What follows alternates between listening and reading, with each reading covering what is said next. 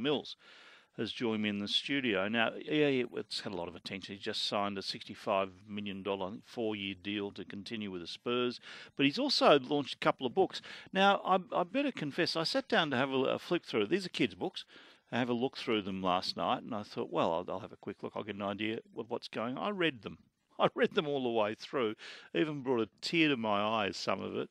It's about a lot of it's based on Paddy Mills' stories growing up, getting into basketball, his life as a very talented young sportsman. But they're message books, but they're very palatable. I suppose aimed about 8-9-year-old kids. And they're called Paddy Hits the Court and Paddy and the Shadows. And he's in the studio with me. Paddy Mills, morning. Good morning, mate. Thanks for having me. You've really struck a nerve here. What's the aim? What's the aim in these books?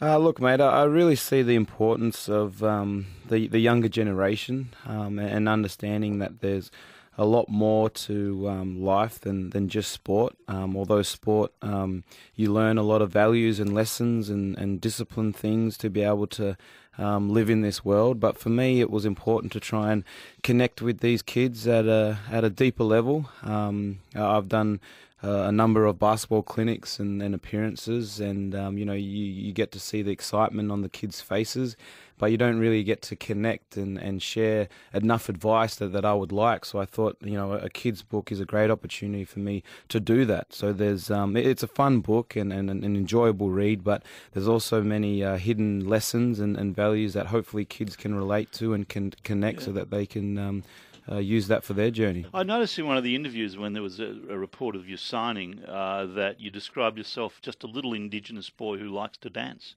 Yeah. You still like to dance? Yeah, mate. Like I said, I try to find everything possible, especially with my culture, to stay connected.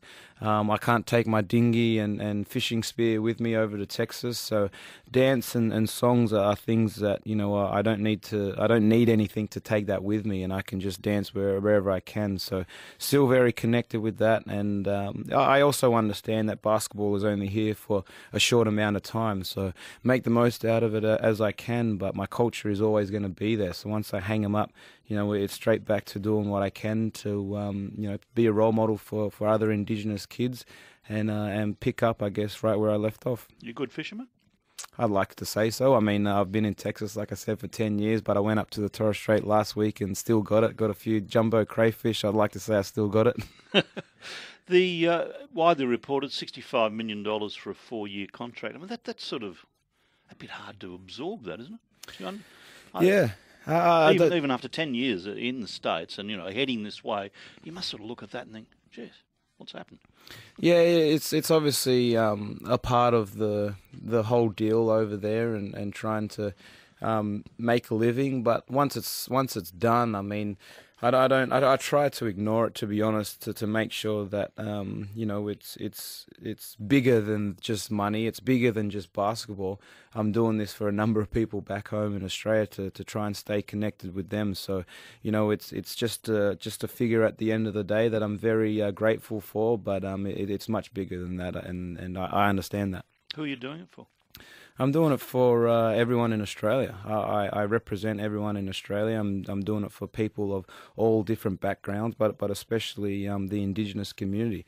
And the reason why is because there's not a lot of Indigenous kids that make it over to America and succeed in a high-level sport overseas, let alone here in Australia. It's a big load to carry, though, a role model. I mean, and a lot of the AFL players I talk to about it don't like it, not comfortable with it. They don't feel they earn it, and they feel it as a very heavy weight. Yeah, but it isn't, and because I just do what I do, and it kind of it just comes along with it. So I grab it with both hands and say, look, if I'm going to do this, if I'm going to go along with my journey and try to reach my dreams, well, I might as well, show that this is the way to do it and to do it the right way, to play the game of basketball the right way and to represent people the right way. And hopefully people can see that, understand that, and aspire to want to do the same thing.